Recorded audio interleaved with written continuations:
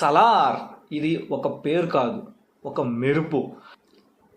మీరు మామూలుగా చూస్తే ఒక సినిమా అనేది ట్రెండింగ్లో ఒక రోజు ఉండొచ్చు, 2 రోజులు ఉండొచ్చు, ఒక వారం ఉండొచ్చు, ఒక నెల కూడా ఉండొచ్చు.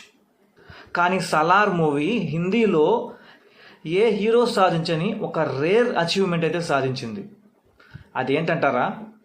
365 రోజుల పాటు హిందీలో సలార్ మూవీ ట్రెండింగ్లో ఉండడం మాత్రం ఒక పెద్ద అచీవ్మెంట్ అనే చెప్పాలి ప్రభాస్కి.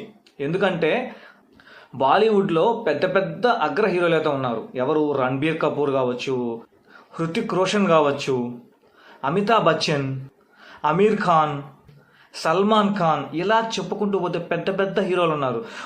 వాళ్ళెవరికీ సాధ్యం కాని అచీవ్మెంట్, ఈ అచీవ్మెంట్ని బీట్ చేయాలంటే మళ్ళీ ప్రశాంత్ నీల్ సినిమా రావాల్సిందే అని నా ఒపీనియన్. మరి మీ ఒపీనియన్ ఏందో కింద అయితే కామెంట్ చేయండి.